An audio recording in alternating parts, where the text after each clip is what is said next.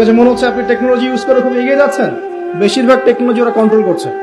আপনার প্রাইভেট লাইফে কি করেন সেটাও তারা জানে।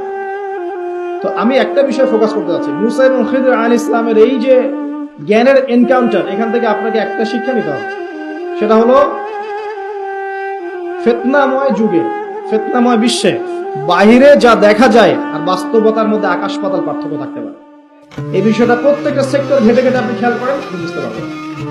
ইভেন আমাদের মুসলিমদের মধ্যেও দেখবেন মানুষকে ভালো কিছু দেওয়ার নাম করে মানুষকে বড় বড় ওলামায়ে কেরাম থেকে সরিয়ে দেওয়া হয় নাই?